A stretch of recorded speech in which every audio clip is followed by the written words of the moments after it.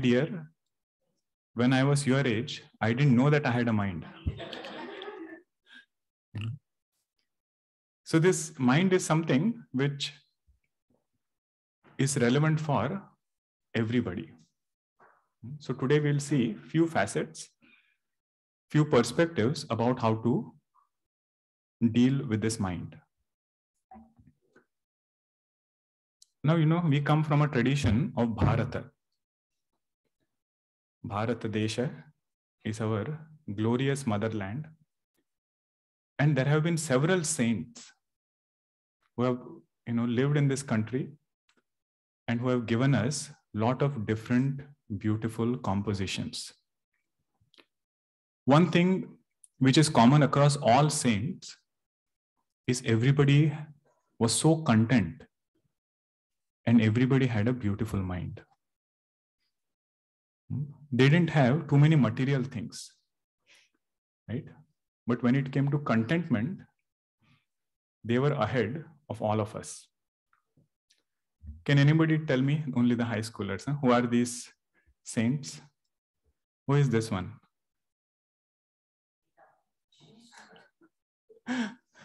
Amma is helping you. Huh? Okay, Mirabai, first one.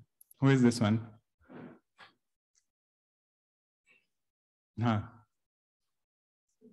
Surdas ji. This is Samartha Ramdas ji. This is Kabir Das ji. This should be easy. Have you heard Tirukkural? So Tiruvalluvar. This one? Andal. And Guru Nanak ji. The point is, all of them lived in different parts of the country, but their message was the same. So they gave us what are the tools for having a beautiful mind. How to have a beautiful mind, lot of techniques, lot of perspectives were given by them. Of course, today we are not going to study all their work, but it is just helpful to appreciate that we have a lot of literature. If we are seeking the result that they are seeking, then we should study what they have taught. Right? What is it that they did so that they could have such kind of result, which I am also seeking? Right? So with that perspective, we can look at it. Now, before we enter into mind management, one question we should ask ourselves is, does the mind matter? What is so great about this mind that we are all trying to look at how to manage this mind and try to find different perspectives, right? So what is so great about it? The first thing about this mind is, it is one of the indispensable tool in every transaction. It is something without which no transaction happens, or only with mind we are able to do each and every transaction. So imagine if something is so important, right, that without it you cannot do anything, how much care we have to take about it. Those of you who play instruments, right? Some instrument you might be playing, violin, guitar, different wind instruments, whichever it is. Now, how much care we take of that instrument, right? Because on the concert day, my whole performance depends upon just that one instrument. I remember one famous tabla player, Zakir Hussain ji.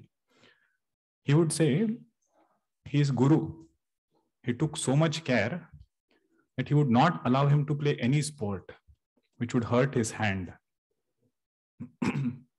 Because his entire career or entire performance depends just upon his handwork. So even the other things that he would do, he would make sure that he is not doing anything which will hurt his hand. So imagine if mind is such a tool, right, which is so delicate, so important, how much care we have to take of this mind.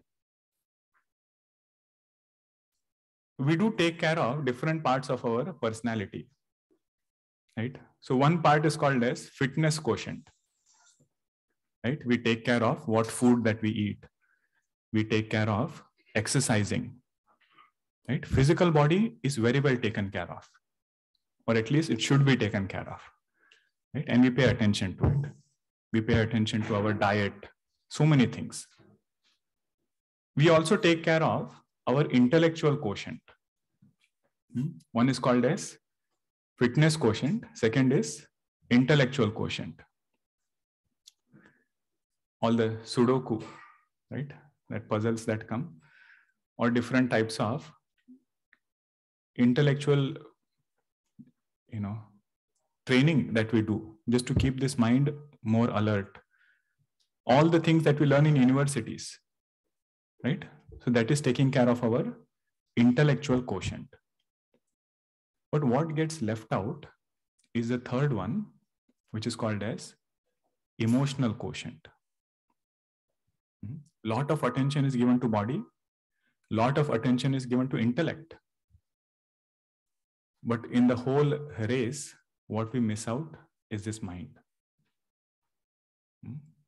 So what is emotional quotient?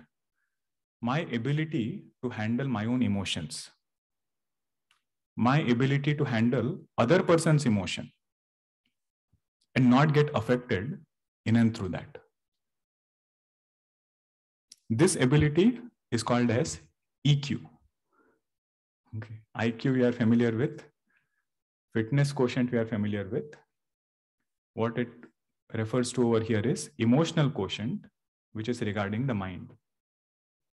Okay.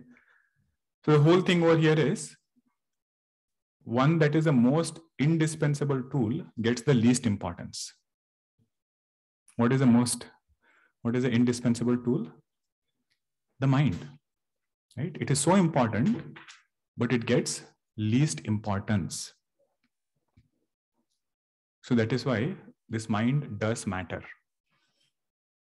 We are just seeing that topic now. Huh? Does mind matter?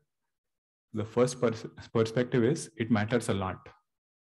But ironically, that is what gets least importance.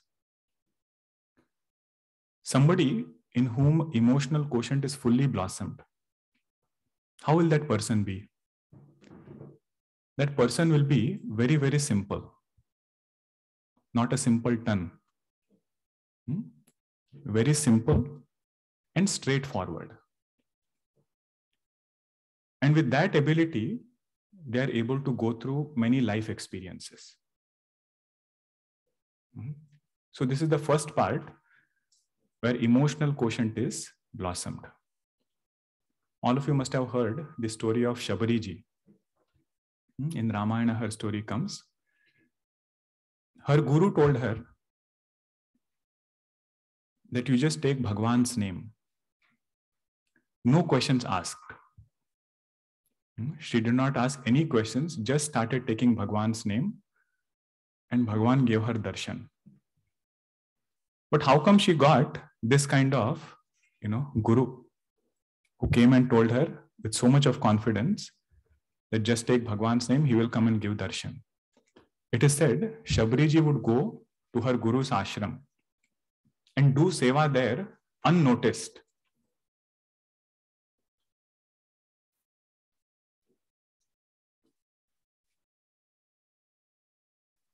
She would do seva there unnoticed. Means nobody knew for several years who was doing that seva.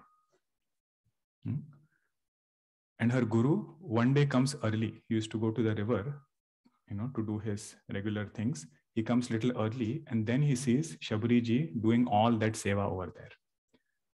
So when Bhagwan comes also, he tells Shabariji, you are Bhamini. Bhamini means what? You are the most beautiful one. But what was her beauty? Her beauty was simplicity of her heart. The purity and the straightforwardness in her personality. Okay, so this is the first perspective, that mind is the most indispensable tool, but it needs to be given importance. Second is, we are familiar with the word hardware and software, right? So mind is like the software inside. If you have a very good hardware, but your software is not good, then that hardware is not going to accomplish anything, right? One is the software cannot afford to crash, right? Let us say at every point, if something difficult comes and the software goes here and there or keeps crashing multiple times, his mind is like that. It is inside, it is the guiding force. It cannot afford to break down. Okay. At the same time, it cannot mess up also. Software sometimes messes up data. Have you seen your software getting stuck inside? Whatever random thing it will start doing. This mind also does it sometimes. It is inside, but it sometimes messes up things. That also it cannot afford to do. And third is, it cannot be slow to load. Okay. It should know to think at the spur of a moment and think correctly at any given moment. Right? So what it means here is, the quality of the mind decides our ability to handle success and also setbacks. Okay. Software is just an example. What is our mind inside? That will decide how we are able to handle success and also setbacks. Handling success is also very difficult. There are so many famous personalities who became very popular at a young age. Singers are there. 25 years, they have millions of followers. And you see their story. I was surprised when I read a few of their interviews. They say handling the success became difficult. Why? Because expectations are so much. Everybody expects you to perform at the same level every time. Right? And for some reason, let us say, something did not go well. So that setback, how am I handling? Who decides? Physical body?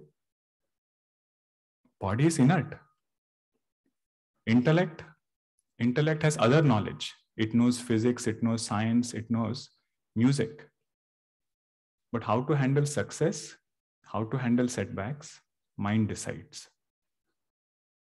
So quality of the mind is directly tied to this particular aspect of our life. Therefore, mind matters.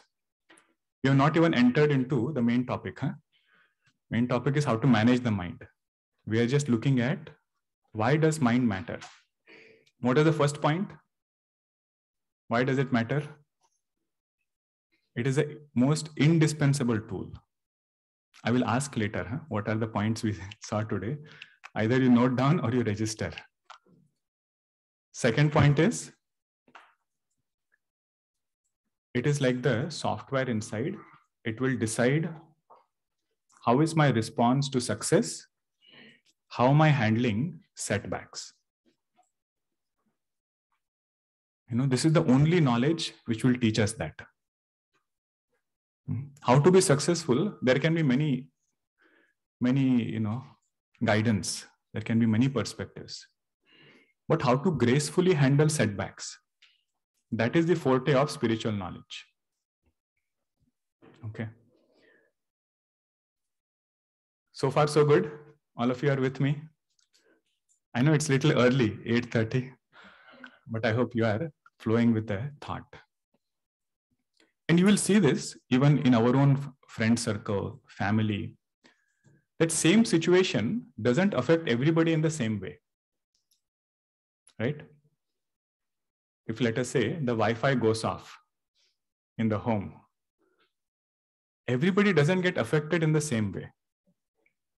If you are stuck in traffic or somebody cuts you off in traffic, everybody's response is not the same. Right? So why the diversity in responses if the same experience was there? We say minds are different. one has a more deeper mind, another is more reactive mind. Okay. So the point to appreciate here is the software inside should be very well taken care of. This is a third point, which many of us look at, or we ourselves, have seen in our life. Now, social media, right? There are so many things which people ask. How many followers do you have? Right? What is this one? You all don't know? What is this? Facebook, right? You have likes. What is this guy? Like. This one? This one? Hashtags, right? You can trend on Twitter. Now, all these things are talking about how many followers do we have. But it is said, we really need to have only one follower. Our own mind. If my own mind can follow what I want to do, all my following purpose is accomplished. Sometimes I might have millions of followers, but this mind doesn't follow me. Let us say you have some employee. You are an employer and you have some employee. And you say, this is my employee. But that employee is never available to you when you need him. Okay? And he never does what you want him to do. Can you still call him my employee? If he is my employee, he should be available to me when I want. And whatever I give that person should do. If he is not available and does not do what I want, I cannot call him my employee. Our mind is also the same. We keep saying this is my mind, this is my mind. But whenever I need this mind, it is not available. Okay? And even when it is available, it does not do what I want it to do. Okay, so first is, it should be available and it should be obedient to me. Okay. So whatever number of followers we should make sure that at least we have one true follower. That is our mind. What are the 3 points that we saw? Why does mind matter? First one was indispensable tool. Second is,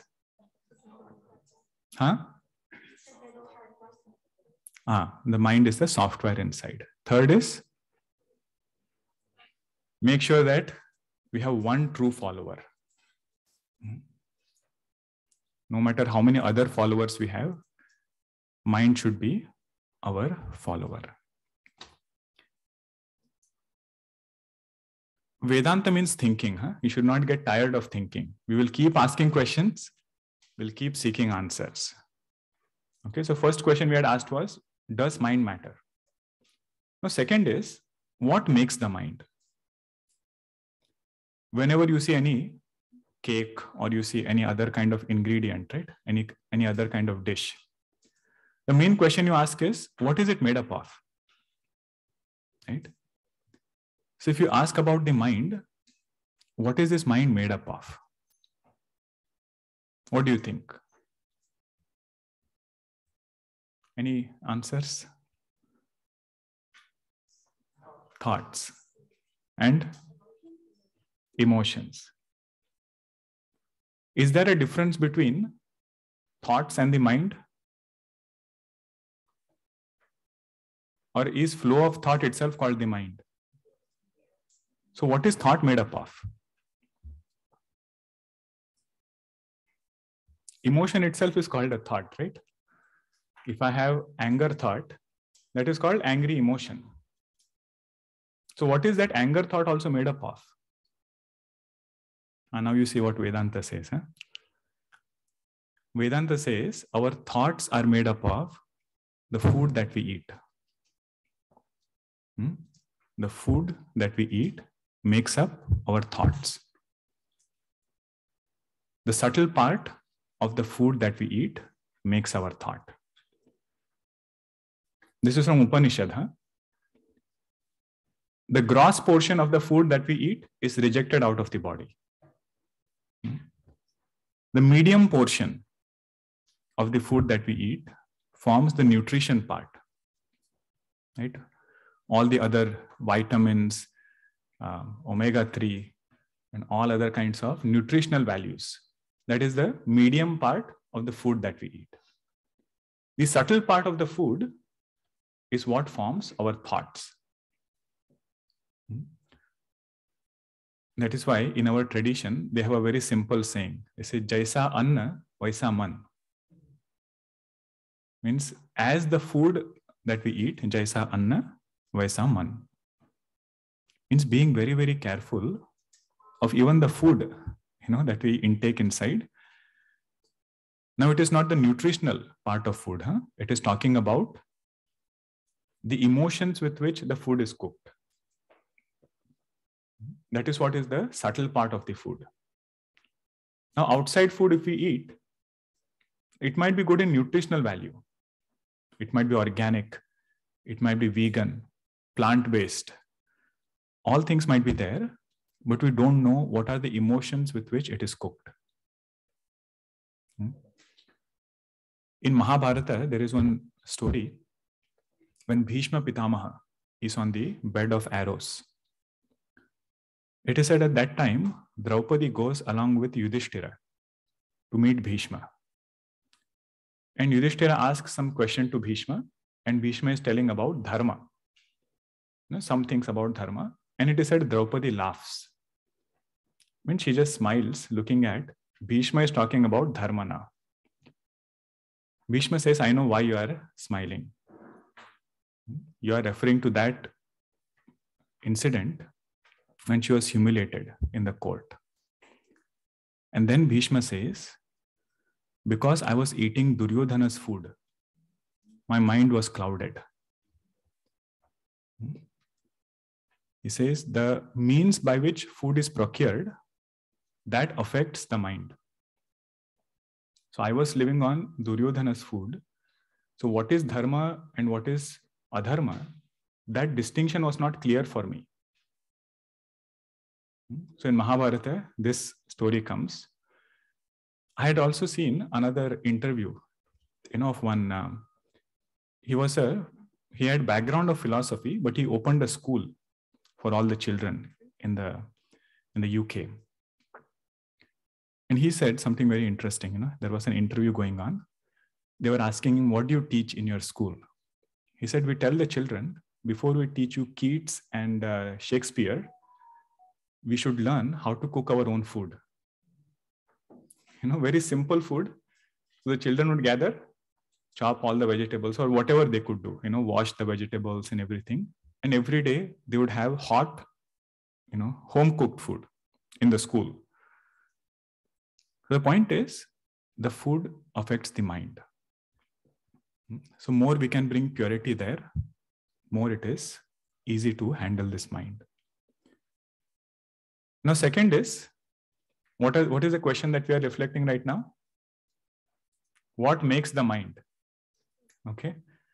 So first is, subtle part of food makes the mind. Second is, 3 gunas, they make the mind. 3 gunas. What are the 3 gunas? Sattva guna, Rajo guna, and Tamo guna. Sattva, Rajas, and Tamas. What is Sattva guna? That state of mind in which we have clarity and knowledge. If you are sitting in a class, whichever class, professor is teaching and you are listening, or school teacher is teaching, you are listening. Just with one listening, you can grasp what they are saying. If that ability is there, means mind is in Sattva guna. It takes less time to grasp and also remember. You can recollect very easily. You can connect all the dots very easily. That is Sattva guna. Rajo guna is when there is dynamism. Means you feel like acting. You feel like doing something. So that is Rajo guna. More action oriented. And Tamo guna is inertia. What we generally get early in the morning sometimes. or late in the night. You don't feel like doing anything, don't feel like going anywhere. Now, one thing to remember is, because these three gunas are in the cause of this mind, all three gunas will keep showing their colors. Because mind is made up of these three gunas, all the three gunas will show their colors. We should not expect that all the time I will have sattva guna only, or all the time I will only be in rajoguna, or I will just be in inertia. Sometimes we become very self-critical, right? Either it is some kind of inertia or something is there. We feel this is going to stay forever. We say, no, this mind has three gunas. All three of them will show their colors. But what should I do then? We say, make sure that you stay in sattva guna as much as possible. The boss of our mind, the one who rules things in our mind, should be sattva guna. And under sattva, there should be rajas. Under sattva, there should be tamas. Means I should know how much to engage and where to step back. Right? If we do it indiscriminately, means if we engage ourselves in anything without thinking about how much I should engage, then we'll get thoroughly tired, leaving no time out for knowledge. Right? All of us know there are so many different groups when you join universities. Right? Different groups will be there. But my main purpose of going to that university is to study. So if I get so engrossed in my other group activities that I have no energy left for my study, that means this mind has swayed in one direction. And even inertia. Inertia means tamoguna. I should know how much to rest. Right? So that also, tamoguna is also under sattva only. With lot of clarity, this person lives his life. So what was this referring to? What is the mind made up of? What makes the mind? What was the first point? The subtle portion of the food that we eat. And the second is three gunas. Out of those three gunas, all three will show their colors, but I should make sure that my mind is in sattva. Okay. Now let us enter the main topic. Okay. Now Bhagwan, Krishna and Arjuna. We study Bhagavad Gita, right, in Bal Vihar, or not very much. Some introduction is done. So we know the student in Bhagavad Gita is Arjuna, and the teacher is Bhagwan Krishna. Now Arjuna was a great warrior. So great that there are so many stories about Arjuna's archery. You know that story of his bird, right? The wooden bird which was kept on a tree by his teacher. He called Bhima first and he said, "What do you see?" Bhima said, "I see the mountains, I see the rivers, I see the sky." Bhima said, Dronacharya said, "You go, you don't shoot." Then he called Yudhishthira. He said, "What do you see?" He said, "I see the tree, and on that tree, I see a bird." He said, "Better, but you are not ready yet." He said, "What do you see, Arjuna?" Arjuna said, "I see the eye of that wooden bird." He said, "Look closely." He said, "I see the mark in that eye of the wooden bird." He said, "Now you are ready, go ahead." Means Arjuna's concentration was like unmatched. All his accomplishments are also like that. But such a great warrior like Arjuna, who is so powerful, who is so successful as far as worldly accomplishments are concerned, you see what is his complaint to Bhagwan Krishna? You see now. He tells to Bhagwan, "Bhagwan, this mind, I tell you, this mind is so difficult to control." He says, "How is this mind?" First he says, it is chanchala. Chanchala means it's like a monkey. Now it is on one branch, Within a minute, it is on another branch. Third minute, it is somewhere else. And if you have seen a monkey, it's so fidgety. It will not sit in one place. Even while it is sitting, it will move around, do something. He said, like that is our mind. Second, he says, it is churning me from inside. Pramathi means it is churning my inner personality. It is tiring me down. It is so powerful. It keeps going from one thing to another, and it is tiring me down. He says, Bhagwan, it is easier to control a storm. If there is a storm, it is easier to control, but it is difficult to control this mind. Now, who is telling this? Great warrior like Arjuna. One who can look at that eye of the bird and then, send his arrow. One who is so powerful, but when it comes to mind, he says, this is where I am. Okay. Now you see what Bhagwan Krishna, he responds. Bhagwan Krishna says, the only way you can conquer this mind is by regular practice. Just like you have so many other things that you regularly practice, like musicians, same swara, will continuously sing it so that your shruti is in the right pitch. Right?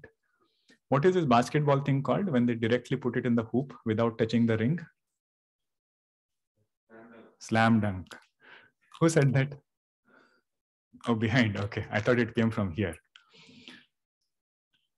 So that thing is not overnight. They have practiced so much and then gone to this point. So Bhagwan is telling, just like you practice other things, to control this mind also you have to practice. What do I have to practice? Whatever I have heard in satsang, whatever I have heard as the antidote for controlling this mind, that thing I have to practice. Means last time, if I was very sharp in my response, and I know that I should not be reactive. So that thought I should practice over and over again. So Bhagwan says every day is a blank slate. Whatever happened yesterday, that is over. Every day, I give you a blank slate. You draw whatever you want. Right? So this sadhaka is constantly practicing controlling his own mind. And he is competing with himself. We don't have to compete with others. He said this sadhaka is competing with himself. What I was yesterday and what I am today, can I be a better version of myself? So that Bhagwan says is the first technique to control this mind. Abhyasa. Abhyasa means repetition. But repetition of what? The repetition of my own convictions. Right? Like yesterday, let us say I fell for something. I said I will not eat sweet, but I ended up eating sweet, let us say. So Bhagwan says, today you have a choice. And like this, slowly when we make right choices, this mind automatically gets in the right groove. Okay, that is the first one. Second, Bhagwan says, is Vairagya. What is Vairagya? Best way Puja Gurudev puts it is art of right contact. That all those things which are draining away my energy and time, towards those things, I have developed the right perspective. And we'll have to sit down and see for ourselves. Make a chart and say, I have 24 hours in the day. Right? 24 hours in the day. How much of my time am I actually investing in my main pursuit? If we just make a chart, we will realize we have around 4 to 5 hours in our hands. Excluding the time that we spend for eating, traveling, going to school, doing homework, or whatever other projects we have. Excluding all of that, we will still end up with around 4 to 5 hours. But I don't feel it that way. I feel I'm 4 to 5 hours short. Day should have been 24 plus 4. He said, pay attention to this. What are the things which are draining my time and taking me away from my goal? So it could be either binge watching, right? So you see this person very nicely sitting. He starts with 1, goes all the way until episode number 30, right? So I will have to see where are those drainers in my routine. This is tapasya. Huh?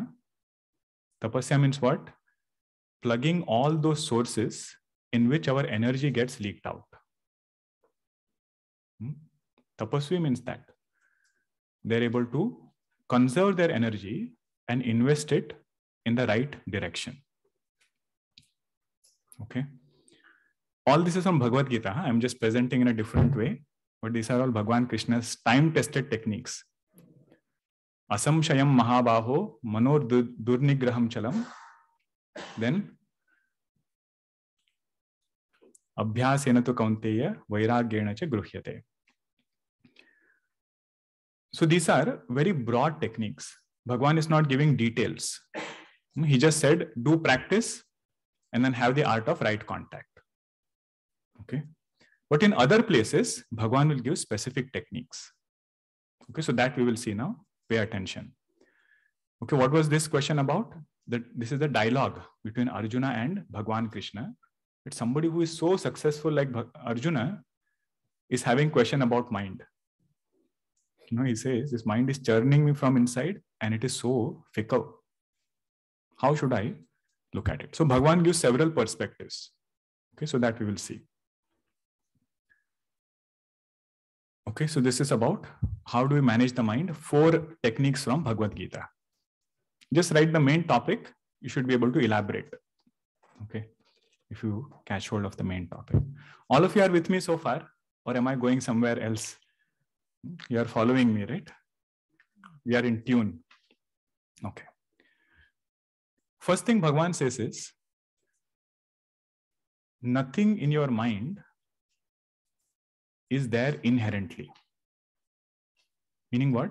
Everything that we have in our mind has come from outside. Think about it, huh? Just close your eyes and see what all thoughts are there inside. And see whether it was there all the time or has it come from outside. You say it has come from outside either through listening or by seeing. Majority is this only. Audio visual. Audio means ears, visual means eyes. Through that, we gather all the data for this mind. So if this is how we gather data, then if I take care of my inputs, if I have pure inputs, I don't have to work separately for a pure mind. Mind is pure by itself. We pollute it by bringing several things from outside. All of you know Gangaji, right? In India, the river Gangaji. There is a lot of challenges around river pollution. Save Ganga. They have so many projects. Gurudev would say, stop polluting Ganga. Gangaji is pure by herself. She doesn't need to be cleaned. You stop throwing things inside, she will just wash off everything. So you would say, our mind is like that. Mind is pure by itself. Why does it make sound in between? Very sensitive, I think. So mind is pure by itself. Whatever we put in this mind, that is what pollutes it. So this is from Chandogya Upanishad. Ahara Shuddhav Sattva Shuddhi. Means by being mindful about our inputs, we make sure that our mind is pure. And what happens with a pure mind? Sattva Shuddhav Dhruva Smritihi. Means a pure mind is a mellower mind and it can recollect many things. Sometimes we feel that I have studied many things or I have convictions in many things. But when a situation comes, I don't remember anything.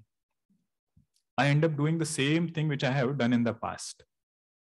So this mantra says, if we are careful about inputs of this mind, then when a situation comes in front, I'll be able to remember my convictions and whatever I have studied. And that kind of mind will save me from trouble. Smriti lambhe sarva granthinam vipramoksha. Means whatever thinks it will land me in trouble, I will be saved from that if I have this mind which is mellow and it can recollect. It can also recollect my past experiences. There are so many things we have done which we have regretted after doing. Simple thing is wasting our time.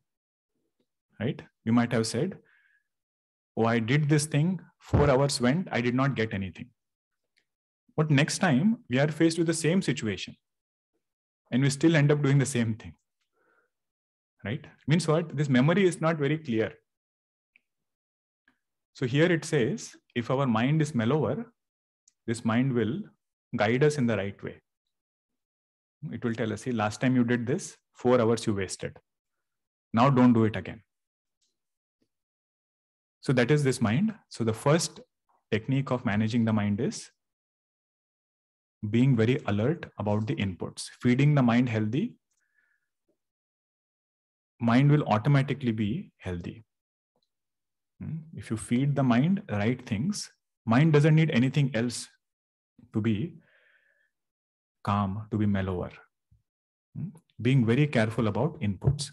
In today's world, the social media thing, so much of input goes inside which you don't have any check on, right? Not even verifying whether the facts are true. Who has written it? What is the intention of writing it? Even the news for that matter, right? You see the kind of news that comes, you don't feel like there is substance in anything, right? But if that goes inside, then mind is staying with all those kinds of thoughts. Okay, so this is the first thing, feeding the mind healthy. Second one is the art of withdrawing. Okay, art of withdrawing. You see over here, what is this? It's a turtle and this is its predator. A cheetah has come and this turtle, the way it saves itself from its predator is by withdrawing itself inside. It will stay there until that cheetah has gone away and the cheetah feels it is just another stone. So what is said here is, in those situations or interactions where we know that we'll be weak, it is said, avoid those interactions. Or those experiences, those places where we know that having gone there, I felt very affected the last time. Or I felt very agitated after being part of that group, part of that discussion, part of that place. Don't play with fire. Learn how to step out of it. So this is the second technique Bhagavan Krishna says of managing the mind. Learn the art of withdrawing. At the same time, not to become alienated. Not that we are avoiding people, going and staying somewhere, very just by ourselves. That is not what it is said. It is said, make sure that wherever places we know, this is our weak point. So there we should avoid. We are not here to change the world. Right? If we go and say, oh, this person is like that, I will go and change that person. We say we can try it, but we are not going to get too far with it. So our mind, making sure that we take care of it in the right way and know where to engage and where not to engage. Now in university, we will have all kinds of friends, right? And if we think that we are going to go and change all of them to the way that we are, we will be thoroughly disappointed, right? So best way is learn where to go and learn where to withdraw like this turtle. But there are times when we cannot physically withdraw. Like let us say our manager is like that. Every time I've spoken to him, I've felt more agitated. But where will you step back? Or where can you step out? Right? Because you have to live together. So there Gurudev would say, mentally disengage. Or even a group, wherever we have felt that I have to be part of this group, whether I like it or not. But still I keep getting affected by that. What should I do? You would say in your mind, you disengage. Keep nodding your head in whichever direction you want. He would say, if somebody is saying something and you are not agreeing with it, or you are not going along with it, don't take delight in that topic. Let them say what they want. You nod your head like this or like this. The first opportunity you get to step out, you step out. Okay. So this is Bhagwan Krishna's technique. Yada samharate chayam kurmonganiva sarvashah. It's like that turtle withdraws. And this turtle is a very perfect example. It lives on land also. It lives in water also. Means while we are amidst people, we should be comfortable. While we are by ourselves, we should be comfortable. Just like that turtle. But how is it comfortable? Because it learns or it knows the art of withdrawing. Indriyani indriyarthebhyah tasya prajna pratishtita. Okay. So whichever situation or object is there, where we become weak, or we know that I have become weak in the past, learn to withdraw from that. Now somebody might say, how do you start with this? How do you withdraw from objects in particular? So the third technique is detoxing the mind. Okay. Those of you who are in Ayurveda, you must have heard of detoxing the body, right? Before they start any treatment, they say currently whatever is there in the body, that we have to get out. You cannot start something new. So like that, there is a technique of detoxing this mind. Whichever thing is holding us right now, that we are able to let go of. So what is that technique? Bhagwan says, when we let go of some object, that object lets go of us. Okay. When we let go of some object, that object lets go of us. Means the first step has to come from our side. Anything it is, first step is from our side, that I will have to decide which are these things I need to remove from my life. Right? Detoxing the mind means I will have to decide, let us say binge watching. This thing has hurt me before. It is stopping me from going towards my goal. So Bhagwan says, if you let go of it, that TV series will let go of you. Because it is not attached to us. It will go to somebody else. We are the ones who are holding on to it. That thing is not holding on to us. But we know to directly let go of something is hard. Suddenly you cannot say, let go of this thing. So it is said, take smaller challenges. Okay. Our rishis, they were masters of mind management. They said, if you cannot take long, steps, means trying to say that I will not watch this thing forever. Or from today onwards, I will not watch this thing. If you want to let go of coffee or something, you say, from today onwards, I will not drink coffee at all. It is very hard. So they say you take a smaller challenge. For 7 days, I will not do this. 21 days, I will not do this. And see if you can sustain for that time. Now later on, this mind, if it gets the taste of that joy which comes by letting go of that thing, it will continue without any effort. Okay, so that is why the concept of Vratam came in our Sanatan Dharma. He said during Shravan Masa, you will eat only sattvic food. Means for 31 days, for a particular auspicious month, we will try to make sure our food is very sattvic.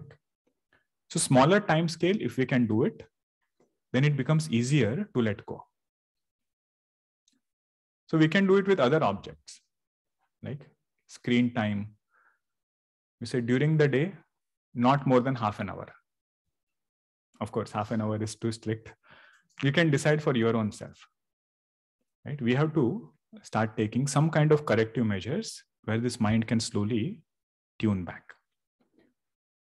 Okay, so this is the third one. What is the first one again? Huh?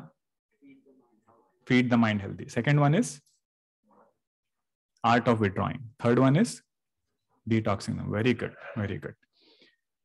Last one is about self-care. This is one topic which keeps coming back, in particular, when we are by ourselves. There are many things that we want in our life, right? We want love, we want trust, we want respect, we want acceptance. Correct? We want this or not from people around us. Bhagwan says, although we want these things, we cannot demand these things. Can we demand love from somebody? Can we demand respect from somebody? Can we demand trust from somebody? Can we tell some person, you have to trust me? Can we tell somebody, you have to accept me? He says, no. Then what do I do? I want all these things, but it looks as though my hands are tied. So it is said, the only way we can get these things is by giving. If we give love, we will receive love. If you want to test the validity of this method, try to give the opposite of it.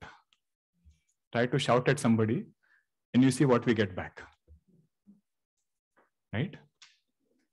So just like the shouting part is true, same is true with love also. If we give trust, what will you receive? Trust back. If we are accepting of everybody, what will you receive back? Acceptance. So Bhagwan says, this is how I have kept this entire creation. Devan bhavayatanena te devaha bhavayantuvaha parasparam bhavayantaha shreyaf paramavapsata.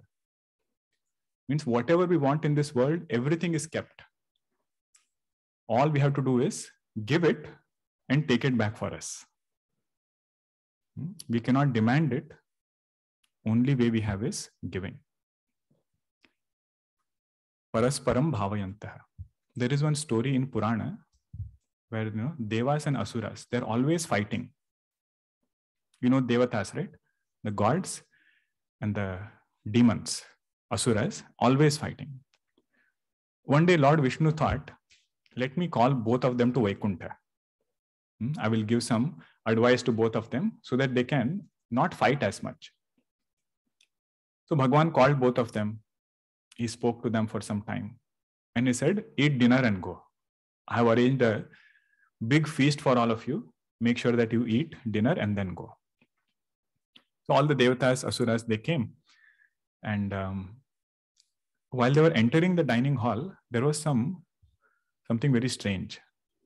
Bhagwan had made one person stand at the door and he was tying everybody's hands. Tying hand means their hand is kept straight. You cannot fold your hand. Okay. Asuras thought, what are they doing? This Lord Vishnu, always he has something going in his mind. He called us here and he's doing something else now. He said, anyway, let us go inside. And then they see so nice things are there on the table and separate tables are kept. Asura table separate, Devata's table separate. But they want to eat it, they cannot fold their hands. He said, this Bhagwan Vishnu, he wanted us to be this way. He wanted to tempt us and he doesn't want to give us this. So they were grumbling and, cursing Lord Vishnu and so on. One Asura felt, go and check if he has opened the hands of Devatas. Because he can be partial sometimes and see whether he has opened Devata's hands. So one person goes and says, Maharaj, Devatas are thoroughly enjoying their food. All of them are enjoying. Nobody is, starving like us. I said, what are they doing?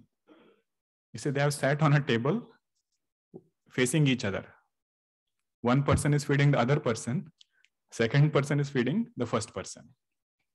And he only says, that gulab jamun you put in my mouth. So he takes that gulab jamun and puts in his mouth. And he says, now everything is done. Give me that pan, which is over there. He takes that pan and puts it. Gurudev used to say, this entire world is like the dining table. Whatever we want, everything is kept. Only way to get it is by giving it. This word self-care, it sometimes is misunderstood. We feel we are going to go in some corner and just be by ourselves, separate from this world, and then we are going to take care of ourselves. So it is said, no man is an island.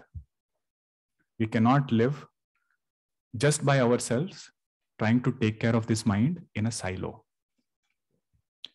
I get to meet many youngsters who are studying psychology in their school, in their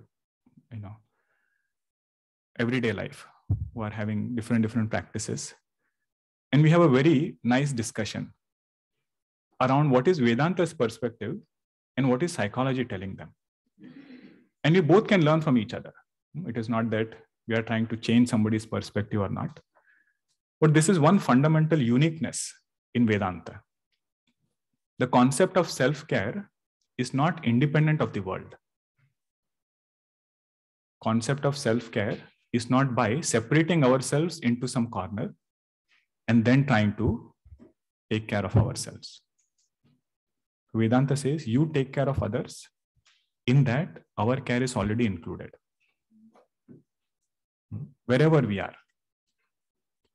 And more we can do it selflessly, more we will see the result of this. Okay. All these are different points which Bhagavan Krishna himself says in Bhagavad Gita. In Vedanta, there is one topic called as Simhavalokanam.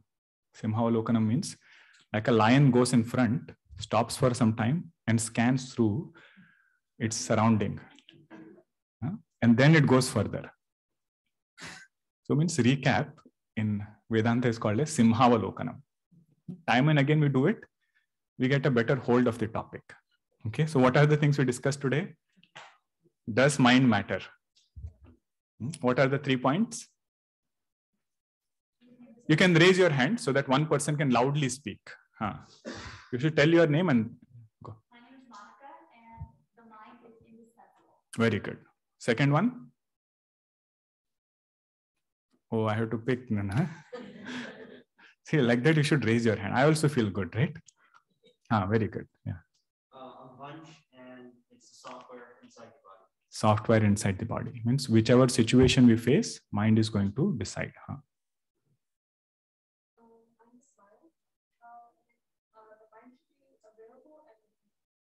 Available and obedient. Very good. That was the third point. Good. What makes the mind?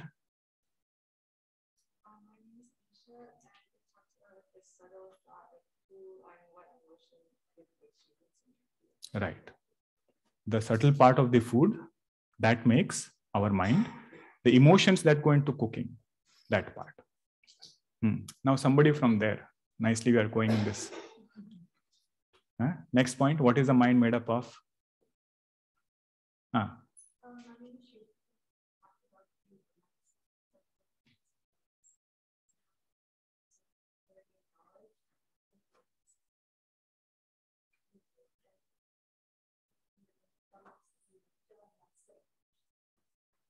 Very good. Sattva guna should decide Rajo guna and Tamo guna. Where to engage, where to disengage, and how much to rest. Sattva guna should be the boss. Very good. You can go ahead with the next one. 4 points that we saw for managing the mind. In between, we saw the dialogue between Bhagavan Krishna and Arjuna. What are the first one? Yes. My name is Kripa. The first one, feed the mind healthy. Feed the mind healthy. Good. Second point? My name is Ishan, and the second point is keep Detox the mind. Good. Third one.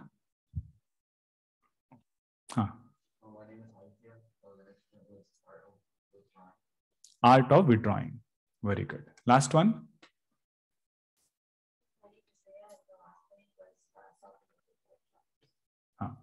Self-care through caring for others. Very good. All of you nicely paid attention and you also summarize this. The main prayer we should have for the mind is Tanme Manaha Shiva Sankalpam Astu. That Bhagwan, this mind is the only tool that I have to face this world. May this mind have auspicious thoughts. Okay?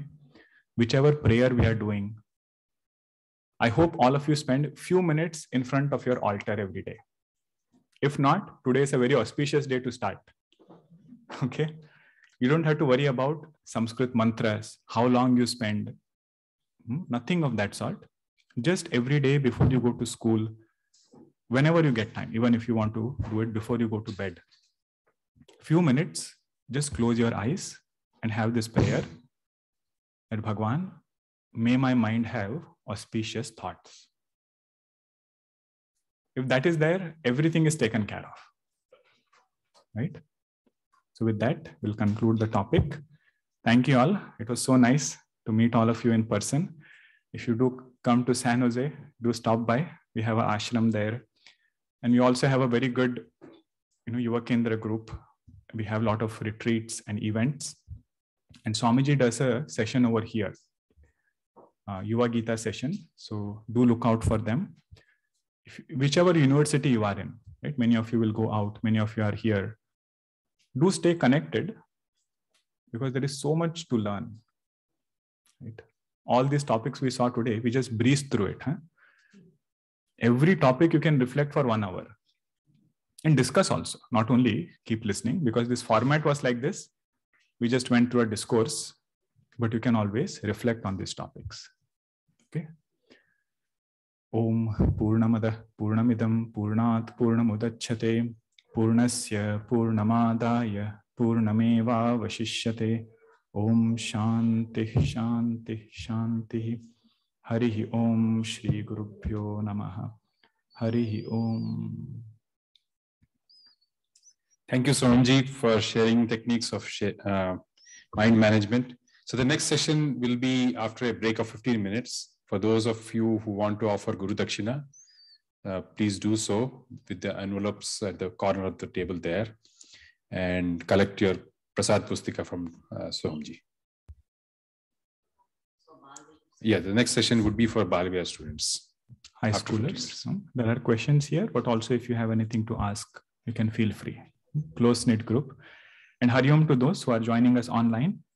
If you can turn your videos on at least once, that will be good. Hariom, Krishna-Raji, Hariom, good to see you here. You can just do Hariom from there. Very good to see you. Wonderful Hariom. session. Thank you so much. Thank you, Swamiji. Hariom. Arunaji, Shardaji. Hariom, Swamiji. Namrataji and family. Hariom, Megha. Hariom. Hariom, Swami. Purnimaji, Hariom. Jakan, Hariom, Sohamji. Shaileshji. Shashiji, Hariom. Hariom, Swamiji. Hariom. Hariom, everyone. I'll see you soon. Hariom. Hariom.